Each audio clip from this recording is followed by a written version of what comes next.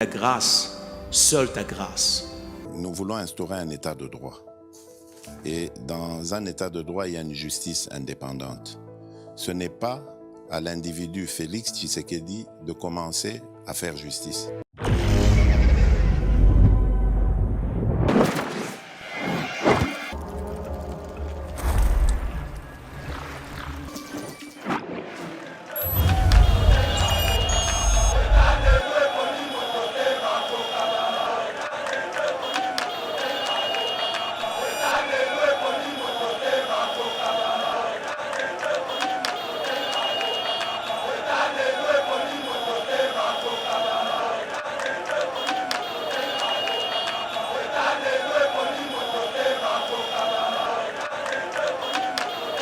Régime oyo sali pire que les Kabila.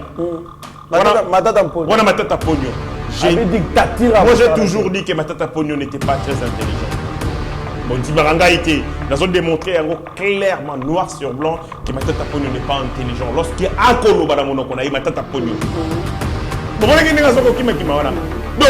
donc, Matata Pogno souka na niama, peut-être souka na niama. Tala, Mbango Moïse Akimi, il est leader. Aïe la opposition. Mars n'a liboso.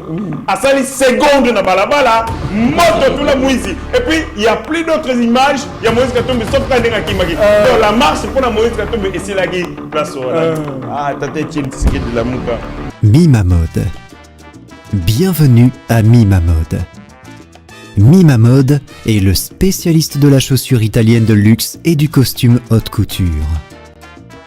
Depuis plus de 25 ans, nous habillons nos clients avec les meilleures tenues pour de grandes occasions, telles que des soirées ou des mariages. Mais nous les aidons aussi à sublimer leur style personnel.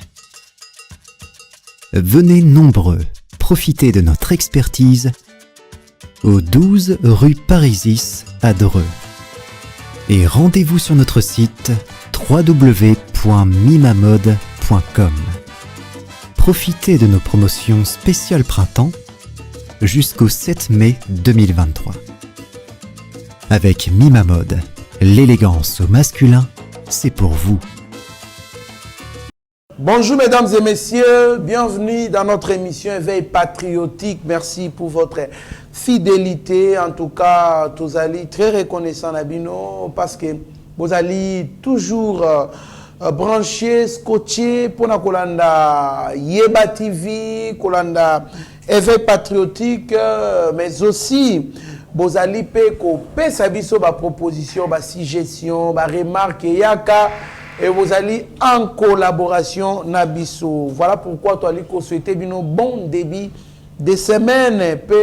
Que nous sommes de ceux qui pensent que ces pays peut changer, ces pays peut se développer et nous sommes en voie yako luka ndengenini yako développer mboka oyo elongo na makanisia mokonzi mboka pe batu nyonso baliko entouré na union sacrée. Voilà, toko sala spéciale marche pour na tozongela betape nyonso oyo elekaki na marche.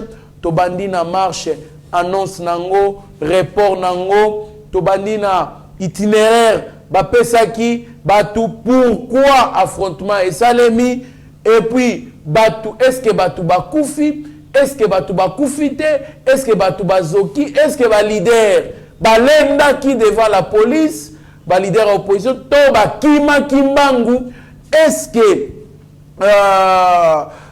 après marche, tout le monde qui batu ko sepela to pe batu kolela to kosala bongo panorama ya makamunyo surtout na ndenge bandaki pe to kosukisa na mobembo ya mokonzi mboka azali annoncé na Chine. Enfin le président Félix se rendra en Chine to kosukisa na yango. Alors potokota na mozindo ya maenyo sona otikoloba tozali na plateau oyo na mwana mboka héritier Ngashi ozali bongo communicateur pe cadre ya FDCA ya batu lokwebo pe moko ya ba bunda pona changement. Mwana mboka héritier Ngashi Mbote. Mbote ndeko Trésor Kandolo, Mbote na ba Congolais, libota nyonso et partout bozwami. Mbote na équipe ya Yeba TV, au Bazalia ou na plateau, mais aussi ailleurs. Là je vois les DG Shadrach, Nathalie Bongo bandeko nangai nyonso, Pasteur Gili, Mitteranaya, Abigail Kilungu. Je regarde derrière la belle vitrée, le DT, le directeur technique, HD, les petits génies. Na l'équipe bandeko nyonso ba kosala musala, ozu Rabi Mokoko, ozu Meshak, ozu Mike Chiswaka. Vraiment la grande équipe ya Yeba TV, na pesi bango Mbote, pe longoni makasi pour ce travail de titan au ba ko battre au quotidien pour na kolongo la peuple na désinformation, na manipulation, mais aussi na obscurantisme. Merci beaucoup, mon mboka héritier Ngashi. Merci à toute l'équipe de Yeba TV. Nengoto Tanga, Steve Kondash, le petit génie na réalisation. C'est qu'on est par Rabi Mokoko na montage. Tomoni Shaki, Ochudi, Meshak. Bon, on a sur ma caméra. DG Shadrach Lolo. Mon confrère Mitterana ya Pasta Gili. Tomoni Abigail Kilungu. Tomoni Benjamin Mwanasuka. Maître Papi Josso. Pascaline Kasongo. Batunyon surtout Oyo. Ba yaka koleka awa pona ko servir mboka. Alors tozali wana pona ko beta matali politiquement na mboka. Boni marche, il fallait qu'il y ait les cas. Comment qui sommes Benda, Bika, Kotoyo, Mabanga, Kotoyo, la police il faut être ordre jusqu'à tel point ba panzi batu wana bayaki pona kosala marche. Problème nini leki po marche de la ki bongo mibale to ba activité de la ki misatu.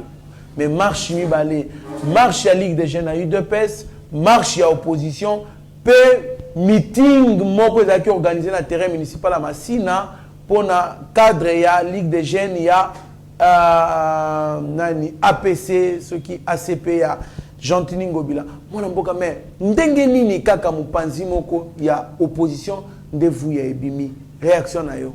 Merci pour la moto na yo, lobi makambo ebele na kati ya question, donc tenter ko répondre moko moke.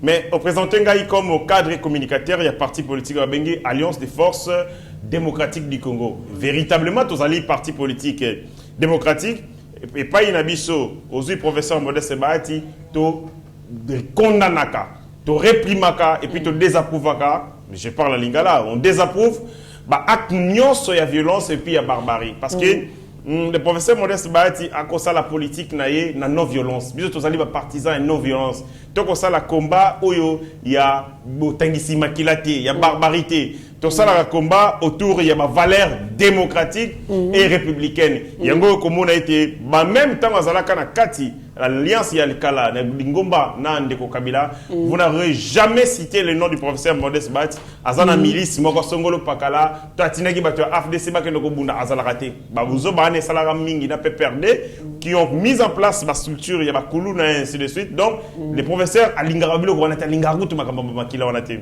yango moni biso na kati AFDC to condamner ba acte nyonso il y a barbarie, acte moko, il y a traitement dégradant et inhumain, où ils allaient perpétrer aussi bien par les agents de l'ordre, tout comme par manifestants. Vraiment sur ces points, tout le monde est que la violence n'a pas sa place en République démocratique du Congo. Tout allez n'a pas ça, il y a promouvoir la valeur, inciter, la valeur, la vertu, il y a démocratie. Bon, on a un makambo mutuna otuni, s'agissant, il y a une marche salami. D'abord, il faut retenir que opposition au Komona, moi ba meni frente wana 4.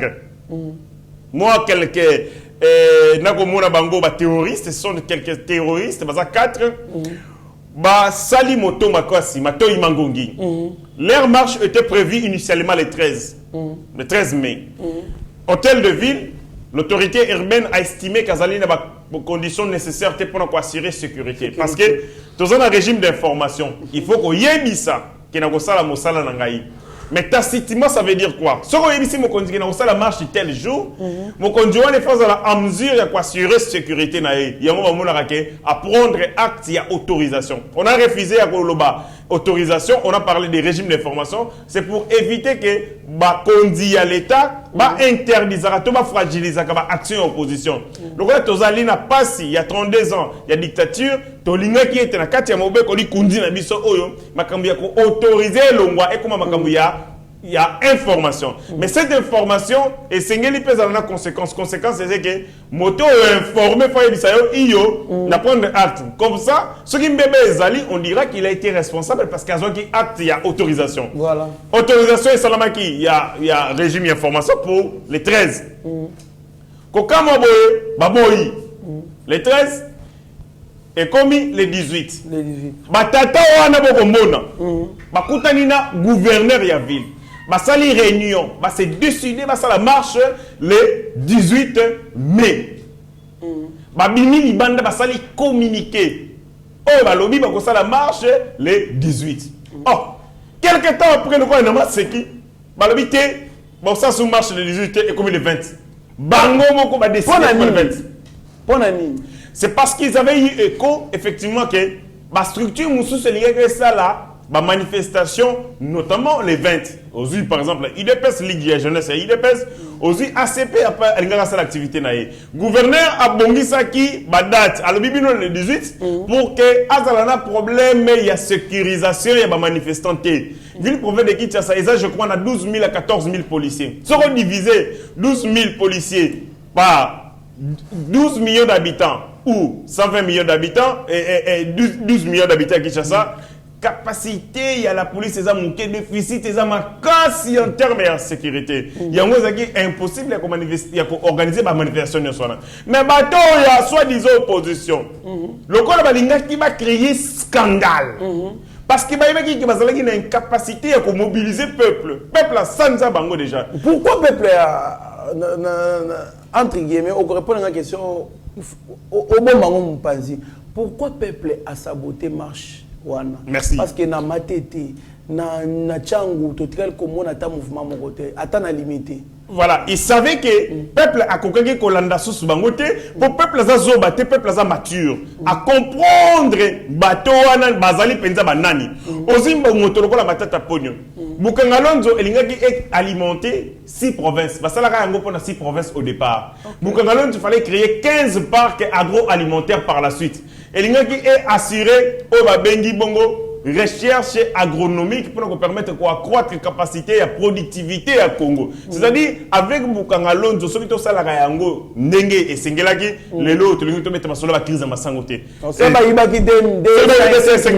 n'allait pas parler ce soir. Et Moutou a bomi ba Congolais Nzala, Matata Pogno. Et les lots, Matata Pogno, à quel marché pour la qualité pour la vie chère, qualité pour la Nzala. Yémo comme ta bomi ba Congolais Nzala, na Bukangalonzo. Et aujourd'hui, mais est-ce que ces gens-là vont aller sérieux? Est-ce que est-ce que d'autres ont couvert de honte? Il y a ridiculité. Parce que moi, ton modèle, il a manifesté pour la vie chère. Mais il savait que le peuple n'allait pas venir. Le peuple est incapable de mobiliser. Et ça, il y a une théorie, il y a des mouvements sociaux. Il y a une théorie, recours au scandale. C'est-à-dire quoi? Bato bien ngomingi ça bato mouvement citoyen au place nga pays dans Zalaka. Toko ko bimana balabala tozali 8. Donc tozali 8 activité na biso et ko zo ampleur TP envergure T. Parce que boza moké. Boza moké, bo mobiliser bato T, bo reçu yako séduire peuple na kati ya ba revendication na biloté. Mais maintenant on recourt na biloko na lobby, recours au scandale. Recours na victimisation, na recours aux incidents. Batoyebi yango mingi, ozindi ndeti batozali na poto, bande koza na France, boza ailleurs, ozindi ko ba mouvement benga mouvement féministe. Mouvement féministe ezali bato ba ko défendre ba cause ya ba ndeko basi. Boko yoka. Mais na mouvement féministe basalaka mingi recours na o ba bengi recours au scandale. C'est ça que nous aussi nous appliquons dans le mouvement citoyen à la République du Congo. Mon mouvement féministe est mort. Moi, je suis dans la salle de conférence. À paralyser la conférence, je suis qu'est-ce qu'il y a ça là? À la conférence, à la télé, bilamba bien. Tant que komi kuna alongoli bilamba. Tant que alongoli bilamba tikali bolumbu. Naba écrit azalaki na yango na kati. C'est ce qu'on appelle théorie à recours na scandale, recours na incident. Nangongawana toute la presse est kotala yé. Batu ba ko se détourner même na eloko ba yelaki yé muto akoko masiko yo cible ya ba journaux cible ya presse. Et biso meto sala yango on a beaucoup utilisé ça au babengi recours aux incidents. Batu opposition bazai ko luka incident. Bazai ko luka scandale. Parce qu'ils savaient que le coup là-bas qu'on mobilisait, le peuple a porté la bangote, marche de bangote et c'est qu'ils ont poussé le service de sécurité à commettre des erreurs. Il faut provoquer bango, ça la erreur, comme ça les seuls erreurs na bango, il y a un monde qui marche na biso et y bana pe et nous bana pe na minoko nyoso. On comprend. Il y a un moment était Safou Daniel, na Jakindala, je suis des enfants de course, il y a Moïse Katumbi. Jacques Ndala dans une émission, pas Jean-Pierre Kayembe. Alors, c'est-à-dire, il était en train de préméditer l'Iwa que Daniel Safou et pas Peter Tiani. Alors, Boye. Ceux qui battent Marokufa et Belé, ils allaient parmi Bango. C'est-à-dire que c'est clair. Nous avons la manifestation. Nous avons le recours na battu Marokufa. Nous avons revendiqué. Mais comment faire appel na Baliwa? Comment activité na faire la couronner na Baliwa? C'est-à-dire c'était prémédité. Les camps on a bazaki pour préparer le longue kan il fallait battu Marokufa. Mais cependant, conséquences des alignes. Arriver sur terrain, va faire face à la police, mon copain Oyo. Parce que les consigne, notamment il y a comme ça la mabete parce que sur les police, ils ont la tango ya Kabila. Avec les consignes, ils sont fermes. Qui bon que ne bomba, alors soyez rassurés. Les 20 euros, parce que bateau ba itinda ki na balabala, ba yebi seki bango penza, bo ke ne ko provoquer police wana à commettre ma faute. Et cette police que zaki na tango ya Kabila, bato linga ba kufa et na nenga ko sakanate, je sais ce que je suis en train de dire. Mais comme la police a reçu des informations qui ba consigne claire, ferme. C'est préservé, il y a un moment qui a déguisé la guimingité. Mais cependant, il y a eu quand même quelques dérapages. On a condamné, notamment, il y a moi, aussi un journaliste qui n'était pas pour participer à la manifestation, à quelqu'un qui a une formation, donc là, mon pandé sango. A eu blessure, a eu libanga, te pesani. Les alibanga, les alibanga, parce que on est gros, ça la, ça projectile, et gros, ça la. Vous posez à l'eau, ils allaient qui, va bébé qui est bombe, va bien gaz, hein. Gaz lacrymogène. Gaz lacrymogène à moutou. Non, gaz lacrymogène, gros, pandé moutou. Ceux qui allaient qui, gaz lacrymogène, moi je connais bien le gaz lacrymogène, naïbi yango très très bien. Gaz lacrymogène, au monsieur tout ça dans la manifestation, j'ai muninga moko libo qu'on a katanyo se panzana. C'est-à-dire devant l'église nous da ça. Ton au disco ko sala otis de to, to ko manifester pour na to. Badwa qui gaz lacrymogène. D'ailleurs mon toit déclenché qui gaz lacrymogène, aibi pe ko beta yango te et so ki ba tan ibeli na maboko na ye. Tango beti yango ekiti et umelipe. L'état moninga wana azalaki na faculté, je crois, azalaki na maths physique, azalaki na faculté à sciences, na département ya maths physique, azui gaz lacrymogène talinga zongisa yango et betele na maboko liboko ne nyoso panzana devant mes yeux na mona ngenge panzana pouf ndete na filme et liboko ba kata yango parti nyoso wana salati. Ça dit ceux qui gaz lacrymogène, ba salaki elingaki sala effet de détonation et détonation elingaki et salaki et panzaye. Mais quand vous regardez na ninwana, et ça par contre azui lésion. Donc à Katani, quand on a cause à la projectile, je suis sûr que Babamba qui est libanga. Ça dit te condamner à acte nyos au wana violence. Notamment perpétré par les agents de l'ordre. Et là, je rejoins les ministres et les droits humains. C'est pour la première fois que ministre et les droits humains à Congo, manifestation de Salimi, Yépe Aleki, a sali communiqué, a condamné les agents à l'État. Mbala Liboso. Geneviève Inagozi Moussane Zalaga ko kosa, ko dissimuler nombre. Oh, batwa kofi 10 habité, batwa kofité. Ko wangana. Moi ça kofaka na manifestation, te akufaka te licence ko taka ya ndoko ko somba mapa. Ministre wangana. Tant que tu as pression, avec on dit et puis par la suite, avec au talent mon hôpital a s'initier Mukanda, moi on a remixé mon Kabila. Moutazui Massassi, mon baby et s'est déformé, on l'impose, pas ministre des droits humains, à comment que a remixé Kabila n'a pas eu besoin frère hospitalisation. C'est-à-dire que le ministre il y a irresponsable, il y a droits humains basalité. Mais avec nous, aujourd'hui Fabrice Pouela, il a bien communiqué à condamner acte posé par agent de l'ordre au écolaxité que nous sommes un gouvernement consciencieux, responsable. Donc on a condamné traitement inhumain infligé par la police, mais on a condamné aussi manifestation, manifestant au bazaki na volonté, bazaki na intention moko créer le chaos, batuma kufa ebele comme ça ba tia ngo à charge mokonzi ya mboka parce que je na qui opposant wa bi ba tinda Félix na erreur, ba tindike na erreur. Donc batuma kufa po baloba que non, régime ezali koboma. Mona mboka mais donc si je comprends bien opposition ba baraki ba on là parce que ba respecter itinéraire. Bah il y a un itinéraire, il y a ba chité na imka, baba na côté ambensé tout ça mais bango ba kei ko sala na lemba. Pourquoi ils ont désobéi na ba autorité? Mais je reviens sur la même réponse. La réponse était simple. Bango babimaki pour nous marcher, bango babimaki pour nous créer situation ya chaos. Donc balinga qui base en affrontement. Parce que ba respecter itinéraire banga ba.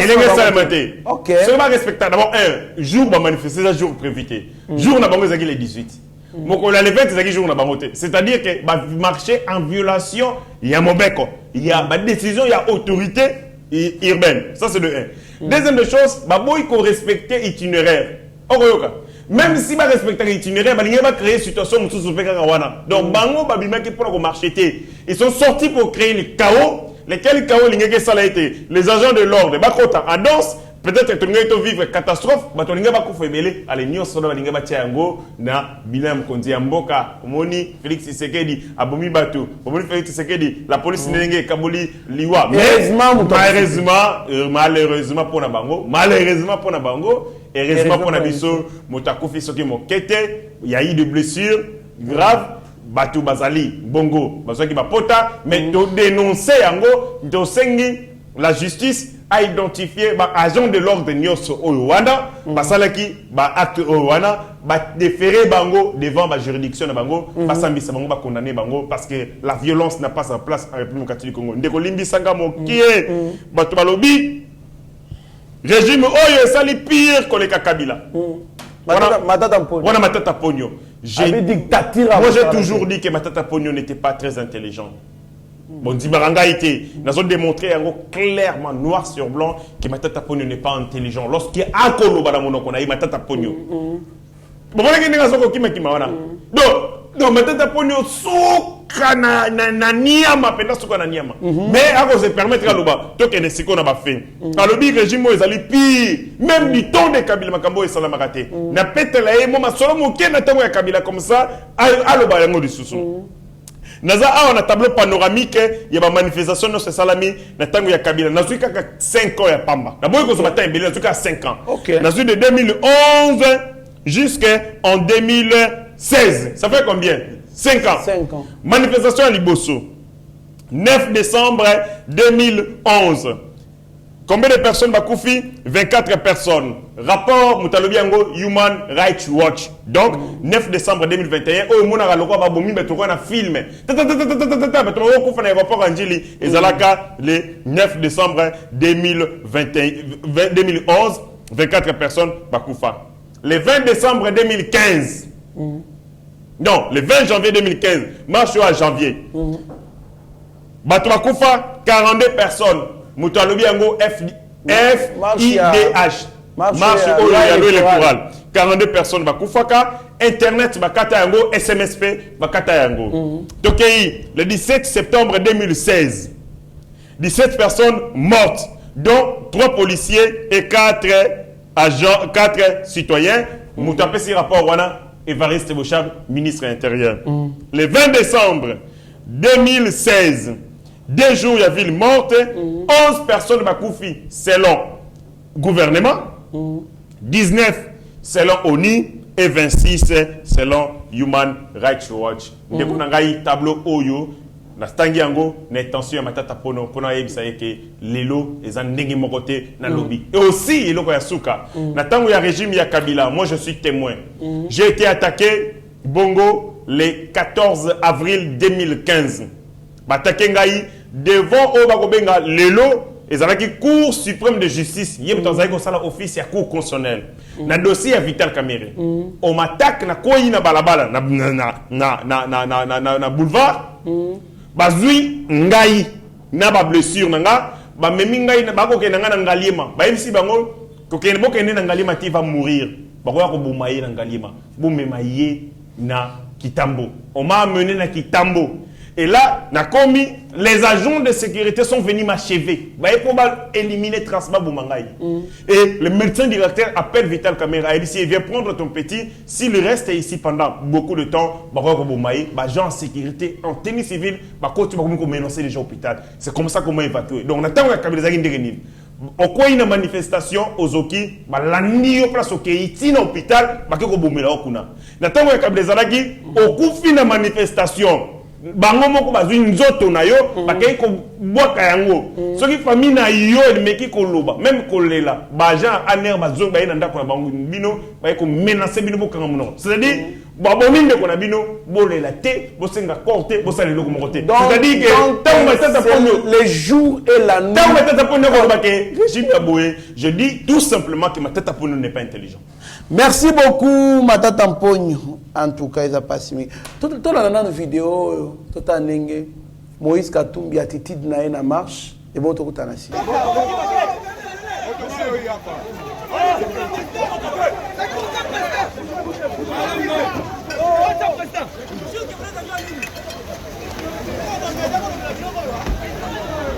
Merci beaucoup mon mboka Shagio Chudi Meshak. Moi, je suis et apparemment, ils ont un leader de l'opposition. Azoki Maboye. Parce qu'il y a un leader de l'opposition affronte quand même la police. Tout le monde a fait affronter la police. Tout le monde a mis sous affronter la police. Mais comment Moïse Katumbi Azoki Maboye? Ils allaient Kobanda. Opposition de Kimukolo ou bien. Et la majorité déjà va bien qui m'a loco la moitié. Réaction dans mon âme. D'abord, il faut que Moïse Katumbi, il n'a rien de politique en lui. Okay. Moïse Katumbi va fabriquer de toutes pièces. Pas bateau balinga comme liaye mbongo. Ba benda ko benda na politique, vidéo ko exister. Francis Kalomba lobi Moïse azana penser ça politique te bisonde mutu memaina na makasi na politique. C'est-à-dire que Moïse Katumbi en lui que ça soit dans son raisonnement. Dans son aïe, Azali Moto, il y a politique, il n'a rien de politique, il n'a pas d'instinct politique. Azali même na esprit à politique. Moïse Katumbi, c'était commerçant, un homme, il y a football. Tangoye, même Mouni, et donc il Salaki, accueilli, et puis il y a la poutre au trésor. Donc lui, c'est plus le sport, et les gens l'ont amené dans ma casse, dans la politique. Azan va réflexité. Azan va petit, il y a un homme de politique, c'est vraiment un homme de football, il y a un commerce, il y a un business. Tango, na moni image wana. On a dit, à Kokim. Donc, à la manifestation, à la marche, mais la jeep naï. Asa manifestation pembe na jeep na ye. Jeep ne ka wana ye pembe na jeep. Na ba garde du corps et puis ba garde du corps ya Moïse Katumbi bazaki armé. Soki masasi musu se beti. Possible que ba garde du corps ya Moïse Katumbi ba beta yango pour le protéger patron na bango. On comprend? C'est-à-dire soki ba balle musu peut retentir. Il y a eu complètement de balles pour protéger leur chef, c'est la légitime défense. On ne sait pas ce que c'est exactement. Atamboli Agoloba, caméra en face. Toute la presse internationale est pas naïe. BBC, France 24, RFI, TV5 Monde, on a un micro, il y a des médias impérialistes. On a des médias. Bon, il y a autant que la présidence pour financer les médias na biso. Si on n'a pas réussi dans le régime na biso Félix Tshisekedi Tshilombo d'avoir un média soutenu, créé par le président de la République, Yamakasi. Kabi avait créé Télé 50. Ici, on a créé beaucoup de médias. Mais rendement dans les lignes. On prend ma chaîne, on pouvait financer, mettre des moyens. Pour actualiser pour passer la moussala on est élite. Tout à fait. Mais rien du tout. Ce sont des individus qui ont créé leur chaîne à gauche et à droite, peut-être qu'ils ont rappelé et nous mon côté. Mais tel là, les médias Moïse Katumbi a mobilisé. Toute la presse étrangère, Forbes, Soft, les médias ne sont pas c'était l'RG. Ce sont des impérialistes qui peuvent réaliser l'agenda na bango. À cause de la marche, mais il y a le côté. Moïse aza nyama. Moïse souka na Fujibu. Vidéo wana Aza kisi batuna Moïse azali Fujibu ya Fujibu. Souka na mbendre. Tala mbango Moïse akimi. Ye leader. Aye kosala opposition. Mars na ye liboso. Asali seconde na balabala. Moto tout la Moïse. Et puis il y a plus d'autres images. Il y a Moïse Katumbi sauf quand il y a Kimaki. Donc la marche pour la Moïse Katumbi et c'est la place. Ah, tate tient tiseke de la mouka. Avez-vous mouka tellement place aux ali. Etienne Tshisekedi. Na moni ba image Etienne Tshisekedi makila na nzoto. Jamais kima. Menoté ba boye. Garde républicaine. Car toujours. Ça montre que Moïse Katumbi n'a rien de politique en lui. C'est un homme d'affaires. Pour n'a pas d'amener l'art, on l'a amené dans la ligne. Mbango à Kimakiwana. Je suis sûr que Moïse a tababengé sous marche à Royal sauter. Pour Mbango à Kimaki. Alors, tu peux dire que parce que tu as qui Daniel Safou na Mike Mukebai. Kolobaete mwana moko muke bakanye ba betie makasi mwana wana kufi. Ce qui est faux. Alors, tokotala tola kisabino mwana wana qui aza vivant. Premièrement aza vivant, tobana na ko démentir information na bango baba ki akufi Daniel Safou azolela ki tsama ya miso. Yamba. Ah. Omoni Safou. Omoni Daniel Safou. Émission à Salaki. Pour va salir yango l'après-midi. Avant non nous à que nous ça l'émission. À ce que na ganda Diamba. OK. Diamba o Safou Meli na poko wana. Avant émission. Batie mungulu.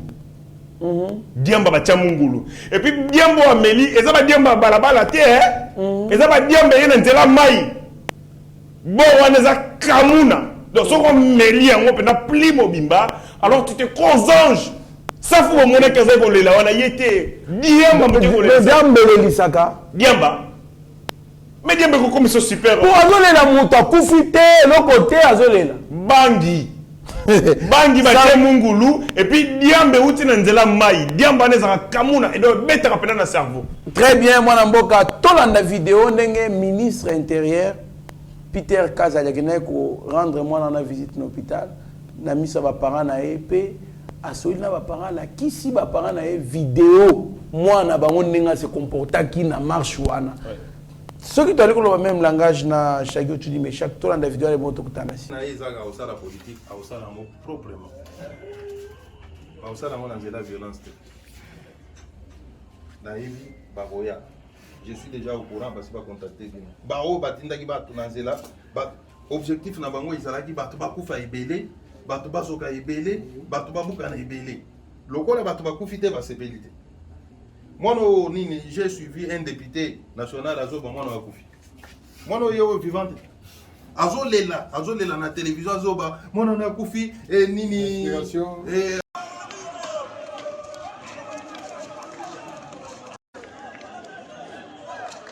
Moi, muki azalo kwa ndoki azao. Aoki matin.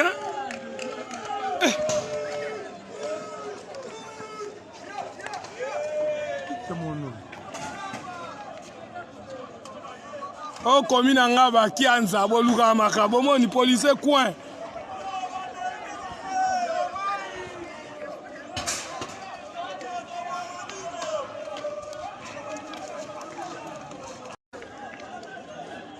Merci beaucoup mon amboka. L'enfant est là, ses parents sont là, le ministre de l'Intérieur est là. Est-ce que Daniel Safou moi Daniel Safou akufi.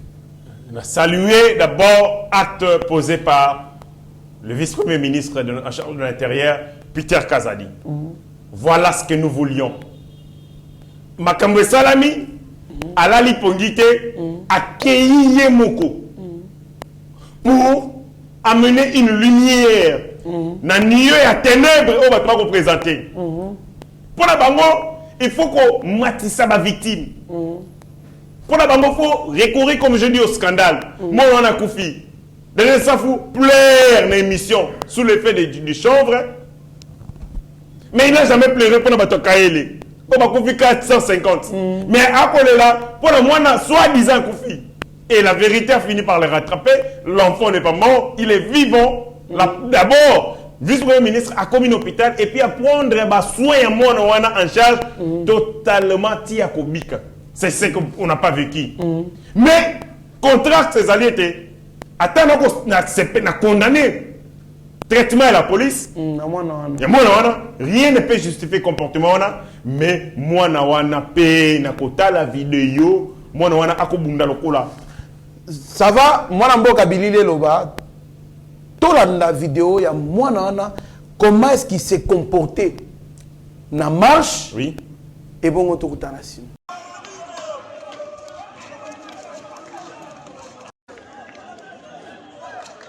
Mwana mwa mukiaza lokwa ndo kiazao. Au ki matin?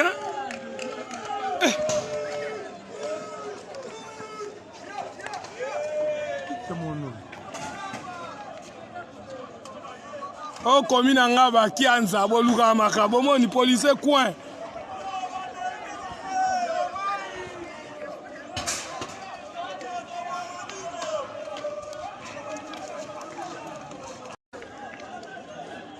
Merci beaucoup, Mwanamboka.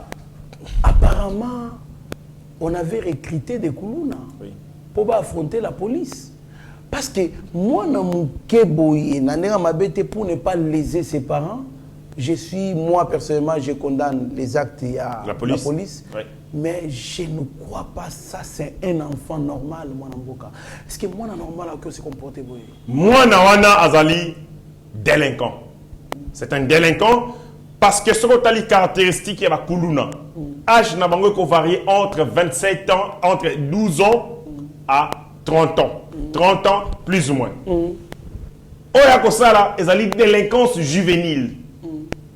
Très souvent, ils ont lié il y a malongate, analphabétisme, manipulation, inoccupation, pauvreté. Biloko yangoana. L'opposition est allée recruter des enfants, s'il vous plaît. C'est criminel. Bana Moïse, moni bana Moïse na nini wana? Bazana Rome bakotanga, bazana Italie bakotanga, bana Moïse Katumbi. Bana Fayulu. Bazana bazate. Moko za gardien. Bana matata, toyeba route vina été. Toyebi makaba bana matata te. Mais on recrute les enfants d'autrui. Maman moi na fo asili que la Moïse makas. Moi, on a risqué. Maman, on a dit Moïse attend bilamba sur un baroya. Moi, on a risqué. On prend la fond d'autrui. On les met la chair à canot. On met les archives au Kende Bitumba. Bozu Batubochi Bango Libosolo, Bangonde Bakokufa. Non, n'a que le baquet. Au moni. Bouclier. Mon bali a Bacheba.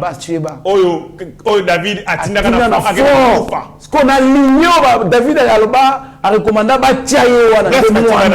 Batiaye la première ligne, la première mire. Donc la première zone de défense. Qui mama banga.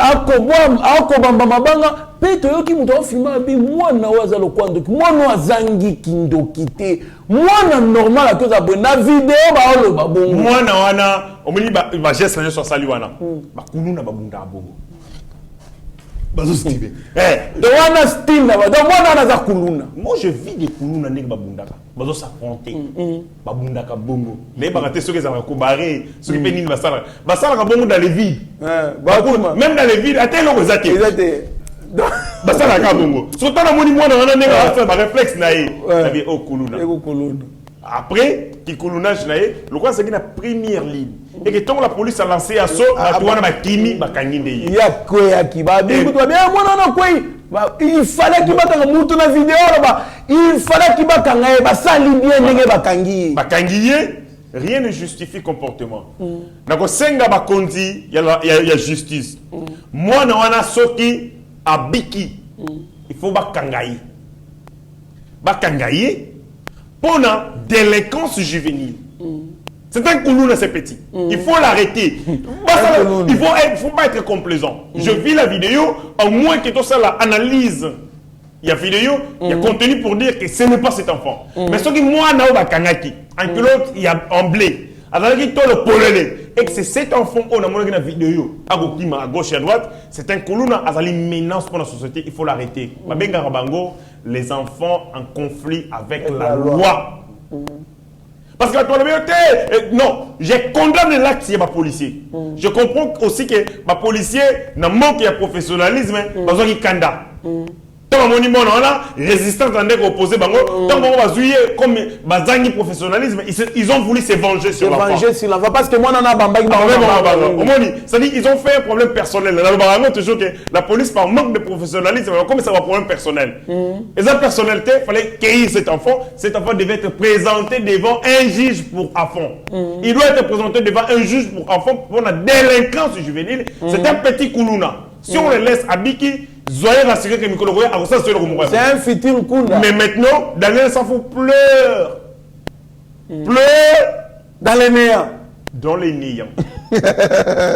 Des sensationnels. Même tant que là, on a refusé de montrer partie.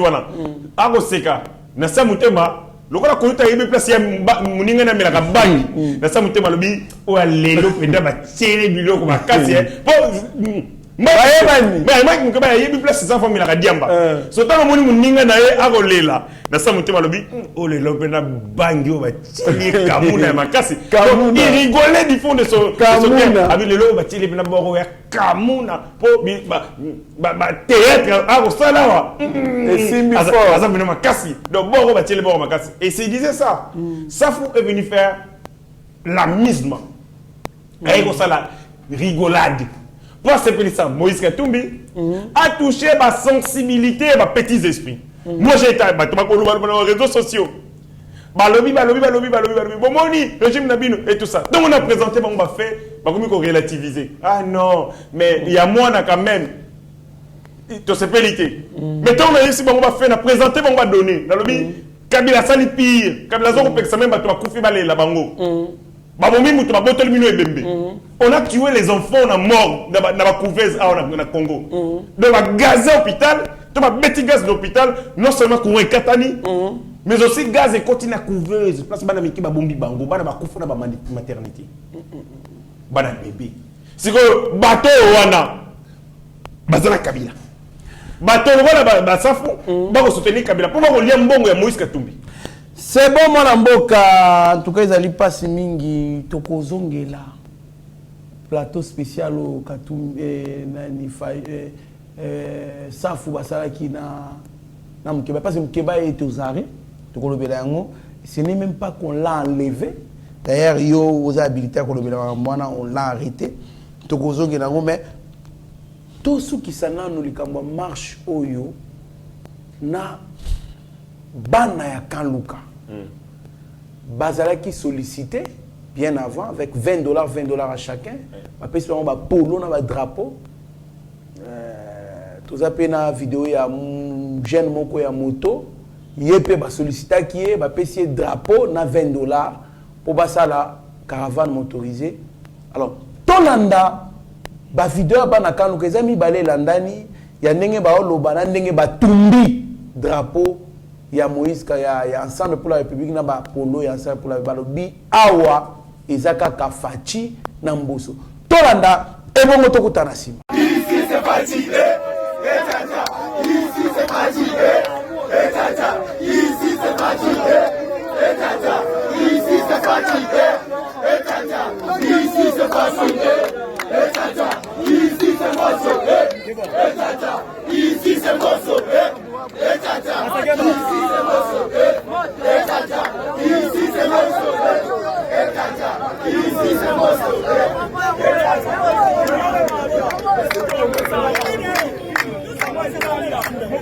Kanluka yangoyo oboka Kanluka yangoyo Moïse Katumbi aye apesi biso ba $20 na ba drapeau na ba polo na ye yangoyo tolie yango mais tokokende marche na ye te esika zali ayebi ke bana Kanluka baboyi pesa mabele ya Fati beton na papa Mboso na sima ya Samuel ta Tanda Kanluka yangoyo toboyi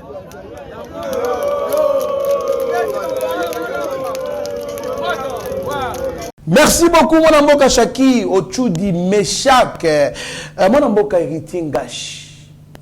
Kanluka, baboyi manipulation, balobi ba ok marche te.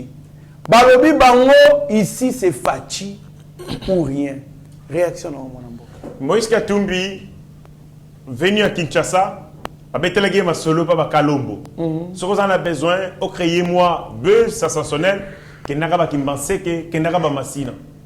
Ces gens-là ont appauvri les Quinois, ont appauvri les Congolais pour que bah comment exploiter pauvreté na bango comme alibi, comme élément monteur, il y a comme déstabilisation, il y a mboka. Il est allé à Kaluka na Boutou d'abord, bah bengana ki bah boya ki oyambaye parce que quand Luka bloqué, miné. Deux, il est venu avec l'argent, pas recruter Batou, va donner écho, buzz la manifestation. Moïse Katumbi, c'est manque des Congolais. C'est lorsqu'il paie, vous achetez vous pour $20, $10. Pas pour nous manifester conformément à la valeur, à la attente, mais pour nous manifester parce qu'on a acheté votre conscience à $20. Moïse Katumbi, c'est un cynique. Moïse Katumbi n'a aucun respect, aucune considération pour les Congolais.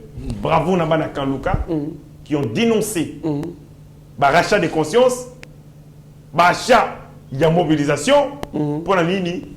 Parce que ce jeune, depuis Congo et Congo, dans la ville, pour venir dire ça, bazana couranté. C'est sous Félix Tshisekedi courir kokota na Kanluka. Lelo Kanluka, bazana va pont. Ils ont désenclavé. Ils ont enclavé. Ils ont enclavé, mais ils ont désenclavé. C'est grâce au président de la République. Nakotalaka oyo mokonzamboka saleli bango. Ils savent que Moïse Katumbi était avec Kabila. Ayibi que Matata Ponyo était premier ministre de Kabila. Basali la bango eloko wana te en 18 ans. Pendant oyo basali bango na ngonga moke basali reconnaissant. Yango reconnaissance na bango ba boyi ko trahir mokonzamboka, ba boyi ko trahir la République, ba boyi ko zoa $20 wana. Très bien, Madame Boka. Alors, nous passons à la sortie médiatique de Mike Mukebai Nassafou. Après marche, d'abord, Bazalaki quelque part, Bavandaki, Bakomela, Bakolia. Alors, tout dans la vidéo, Ndenge Bavandaki na terrasse, Bazali Komela pe Kolia, et bon, tout est Nassima.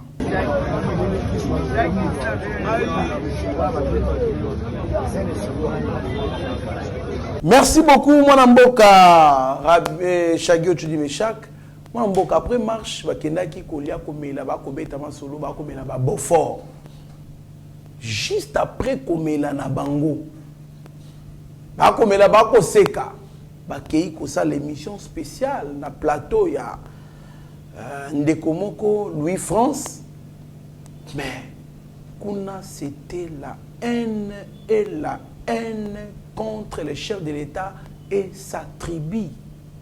Bako Lobanenge, Mike Mukeba Lobinenge, Nani Tshisekedi, Ache, Jean-Pierre Bemba, Nani ministre à défense, VPM à défense, pour neutraliser Kabila. Il y a un qui Mandoki na Indonésie pour neutraliser Kabila. Donc, on a sens ya koluka ko créer le comment boyake et ndakaka ebeba. Koto yope Daniel Safou koloba ete baluba babomi mboka Tshisekedi bazui baluba bakoti bango na armée bakoti bango na la police et puis na bureau de na ANR pour protéger pouvoir ya Tshisekedi. Il est allé plus loin pour même dire que Tshisekedi, parce que qui dit président de la République comme institution dit Tshisekedi, qui est président de la République actuellement, institution, a dit présidence Nebomi Tchalamwana, Mam Tchalamwana. Moulouba nyon soit côté le mena Tshisekedi, Bakobome pas Balouba. Père Lobi. Bako banda kokota na ndako ya muluba basi na muluba nyonso tu na bandako basi na baluba bako s'imposer awa na kite bako dominer bango a na kite mwana mboka na pesi yo briefing wana po yo osala analyse na yo na nyonso to balobi wana et je vous informe que Mike Mukebai bakangaki ye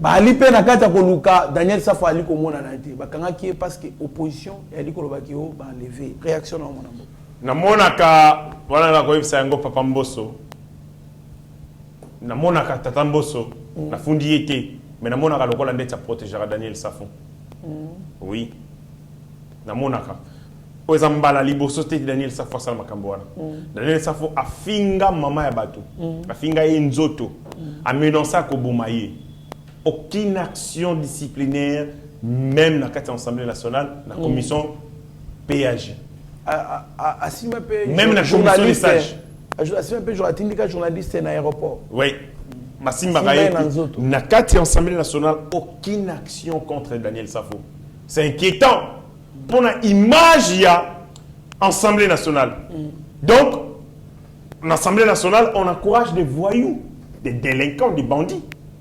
Le comportement de Daniel Safo frise du banditisme. Et c'est là qui l'Assemblée nationale et se désolidariser. Comportement est malamu pour nabiso et obéi ses images nabiso. Mais qu'on n'a pas ça le côté. Deuxième des choses. Daniel Safo et le Kwasali et ça somme. Comment le Kwasali? Et qu'on peut créer guerre ethnique et guerre civile. Dans le monde de Sali, c'est simple. Et c'est comme un casse à petit bombe et qu'on crée guerre civile sur le Sali et Ndingisat. Sur le qualité guerre civile. Il dit on a recruté Bazu Balouba, Bakotisi Bamona Aner. Pour le bassin nini pour ba boma bato il poursuit alobi baluba bakoki ko s'imposer te alobi baluba babomi tchala mwana parce que tchala mwana a kotelemela Félix Tshisekedi et donc salinga yi pasi c'est que tanga koloba buzoba wana kunutu oya ngai Mike Mukebai Azape Muluba. Muluba. Afin d'y kimia. Je comprends pas. Je ne comprends pas. Daniel Safo, et le qu'on a Singa. Dans ses excès à Bangui, il a dit ce qu'il a dit, mais impact n'ango sur la société Zamatat. Mais là, il veut opposer les tribus de Konangaï. Alobi, Balouba Bouzaka a bino mon côté. Toza 435 ethnies. Mouloubate Namboka. Mouloubate Namboka. Ça veut dire quoi? Il veut dire quoi par là? Ça veut dire que Moulouba n'a pas sa place dans ce pays. Alors on les tribus à Balouba. Té Baloubate, à Bibinoté. Mais pourquoi ce genre de discours, chaque fois qu'il passe à la télé, il répète ça? Apparemment, c'est un élément au bâti pour soulever. Et ça, Moïse! C'est la stratégie de Moïse Katumbi. Oyebi makambo français kalomba lobaki. Alobi likolo ya pasi baluba bazoki kobuka ba cimetière, bakozwaka ba tombe, bakopofane ba tombe, bakoteka ba ekuluzu. Baluba. En Francis Kalomba. Ouais, Francis Kalomba mutalobaka. Mais il paraît qu'il n'est pas dans ce Moulouba. Si, il est kassaïen. La stratégie de Moïse Katumbi, c'est utiliser les louba, certains louba, égarés, pour faire monter un tribal. Comme il Moïse Balobara. Balobara, ce que vous savez, vous fondez Moïse Katumbi, avant de séparer, non. Le bon Mike, Azam Mouloubate. C'est-à-dire, à chaque fois qu'ils veulent attaquer les Balouba, il faut utiliser Mike Mukebai, qui est lui-même Moulouba. Comme ça, ce message est limité à c'est comme ça qu'on fait. Mais est-ce que Mike Mukebai est conscient de ça? Et ça interpellation de Salahé. Je pense qu'on a une émission. C'est-à-dire, pour chaque salle maison, ceux qui vont mettre à coup, il y a contre Balouba. Ils vont utiliser un mouton sauté. Moïse a besoin de Moulouba. A Pessio, matière, a dû tirer Balouba. Parce que ce va utiliser tout ça avec c'est-à-dire crédibilité, il y a un message parce que Moutou a un maître et un même tribu. Et c'est ça sa force.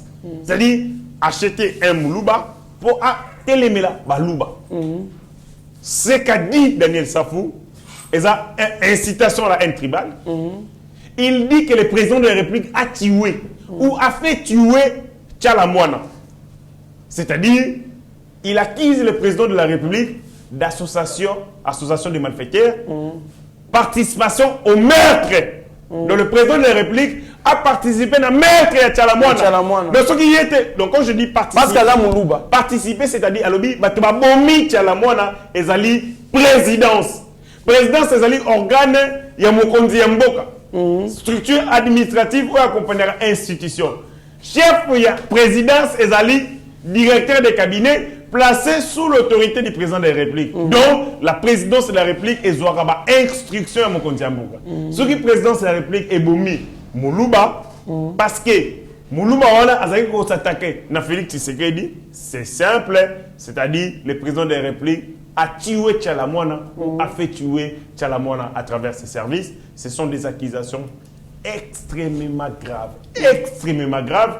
Nasengi procureur après la cour de cassation. Mais c'est firmement fondé. Dans la portion l'excellent à 2 jours. Parce que si on l'excelle, 2 jours, tu recommandé na yo. Tu recommandé na yo. Soit ça les 2 jours, ça peut gagner. Alors, tu vas na yo. Vous verrez la République derrière vous. Ça fout, oya sali, et koki komima, ba génocide, et komima ba tension sociale, et komima ba tuba kabwana. Et c'est grave. Il a joué à la stigmatisation tribale, a joué à la haine tribale. Azoko la moussa fibre, oya kindokyo to lingarate. Oya sala ke ba tuba katana ba machette. Oye sala ke ba famille kabwana, oye sala ke ba bengana, ako sala régie na école moko. Dans tout ça, ceux qui ba kangi Daniel Safou le loté, ba kangi lobité, alors les procureurs appellent la cour de cassation fois longwa parce que bisonioso tu considérer qu'il est incompétent et il n'est pas à sa place. Bandeko, Nathalie makambo Safou lobby, na yoki makambo Safou lobby et makambo somo. Dénonciation calomnieuse, diffamation. Haine tribale, incitation à la haine tribale. Accusation diffamatoire que mon konzambo ka bomi Tchalamouana. Obitala, obindiki ba ndeko Tchalamouana ba yini mon konzambo. Vraiment. Je pense que c'est un député qui dit. Yobi biloko créé na bamboka pa na biso. Ba communauté parce que quand il dit parce qu'il n'est pas intelligent, tant qu'on baluba. Obi na kati ya baluba il y a combien de sous-groupes? Babena Kingani, Babena tel. Et quand on a tout lobby, baluba. Mais un seul nombre va y raté. Surtout on lobby que Tshisekedi, Mouta Azabata Ngandashika, je crois. Tshisekedi. Oui. Kabeyaka Mwanga. Et ça na baluba Chilenge. Et ça na baluba Ngandashika. Et ça na baluba Kabeyaka Mwanga. Ozoka. Ça dit même bango pe na kati kuna msupe, baza bango ni so baluba mais batala na gabu. So quand tu dis que moko na bango abomaki mususu ya kote mususu olibaka mbeko sala bamboka nzambe na ngai Moïse tala ndenge komisi bakongole komisi bakongole pena na niveau boye donc mutu a rejeté même tribu na ye moko pona mbongo a rejeté même famille na ye moko pona mbongo. En tout cas, c'est extrêmement grave. Daniel Safou doit être arrêté. C'est extrêmement grave. Ce Bakangi était. Oui, la deuxième fois, on a firmé fondé. C'est la deuxième fois. La première fois, Afinga maman bato à bêtise. Alors, maman ana. Bon, ça là est le côté. Ce qui Mokangi Safouté. Alors, Mokangi Rasou bato te namboko. Safou dit que le président de la République a tué ou a fait tuer Tchalamouana. Alors dit mboko balubate ce que banane bazambien ezali passe alingi ne bazambien na ba italien non na boy utiliser ba terme ya makasi Mukebai pour la dossier ya Mukebai olobi ke azali interpellé d'ailleurs qu'azali interpellé Bata Moïse va enlever devant Dakunaï. Interpellation, enlèvement, ce sont que des mots. Ce qu'Azali n'a pas fait, Oyobako reproché, alors, à représenter ma moyen de défense devant la justice, c'est un député provincial. Je pense que Elo Kozalité, justice est comme ça, Moussa Naé, Yépé, honorable Moukebaï, à défendre ma moyen Naé. Il a été déjà arrêté plusieurs fois. Ah, mais ça, on est déjà dans la prison. Donc, les années comme Morotéo, Namoni, les alliés spéciales, tous les alliés de ce qu'ils n'ont pas fait, ils vont reprocher, ils vont déférer devant juge Naé.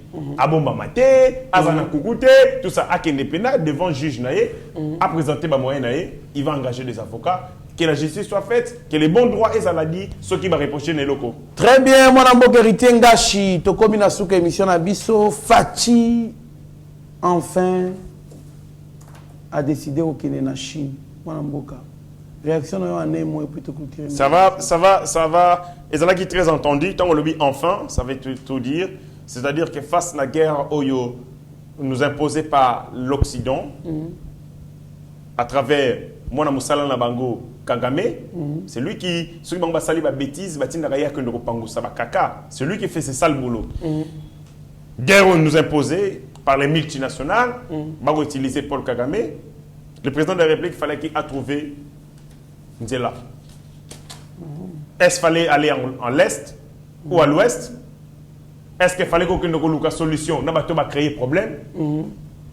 À ça, déjà. Ou il faut aller chercher ceux qui ne se retrouvent pas dans cette guerre.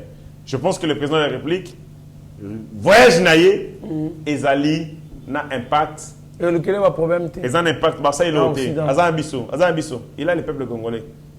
Mouzé Laurent Désiré Kabila, et le groupe Moussé Salamara, il était tout le temps, il était en compagnie des Rwandais. On avait la facilité de les cueillir. Vous comprenez? Il y a une photo de ma casse pour une infiltration. Au moment où tu peux mettre le président de la République, nous dénoncer. C'est le Bakenda, tu veux le Bakenda. Donc il n'y a personne, le président de la République, qui a raté.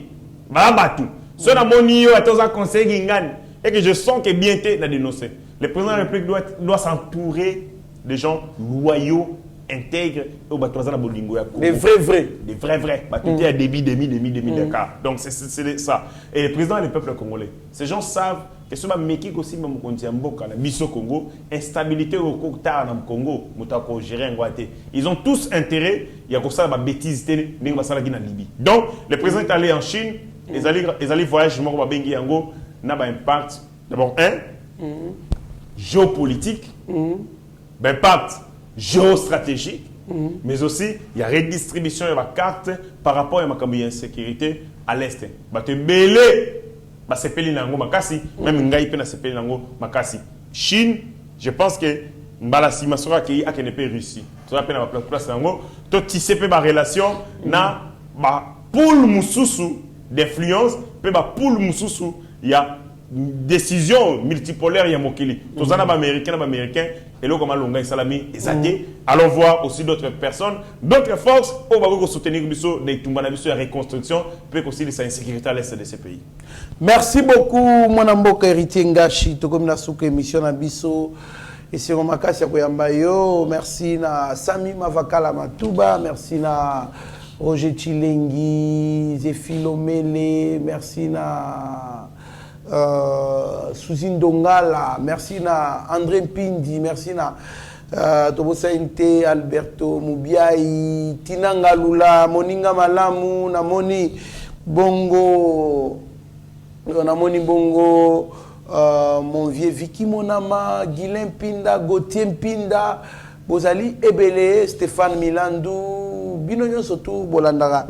Yeba TV Bozali tellement ébélé moi n'attends bien surtout Boza et Simbate tozamba Franklin Semi Monsieur Rick Diamba tozana maître Denis Mpunga docteur Eva Buka Sabine Nyon surtout Bolanda Yeba TV papa Kim na Lubumbashi donc Bouebake nous sommes là pour vous servir moi Mboka ta la caméra ya Shagio tu dis mais chaque et bon pesa malobano ya suka to clôturer émission malobana ya suka ezali été le 20 l'opposition babimaki na balabala pour provoquer les services de l'ordre enfin m'a créé scandale ba recruter bana bato ya mikie ba sali manipulation ba droguer bana ya bato ya mikie bana ya bande comme mususu pour que les Cambouis comme la bango, Koko Seko et la bango, enfin bango va s'en servir pour jeter du discrédit sur notre régime. On a dénoncé l'acte de barbarie perpétrée par les gens de l'ordre, mais on a s'engagé pour poursuivre Salama. Na ba gens de l'ordre, ba salaire, mais aussi ba organisateur et ba manifestation pour ba crime ba sali, désobéissance, ba recruter ba namike, ba droguer bango pour ba que nous sala biloko wana. Makambo et salami lobby était hyper biso sur la manière et l'attitude haute ko sala ndengeni ni photos à la face na ba provocation ya ba dongolo miso ba terroriste 4 oyo bazana kata groupe wana ona ko benga ba ayatollah. Et dernière des choses, le 20, batozaki focus na activité il y a le côté ma seke salami. Mais activité munene salamaki na toke de bongo na maman Nzenze na Kingabwa. J'étais là, namoko en présence où la fondation Godard Motemona avec excellence Godard Motemona appelle ça qui maille ya komela. Voilà des actions sociales à impact visible et yangwana. C'est la plus grande activité du 20. C'est-à-dire que bato ba maille za la raté na banda kuna bango.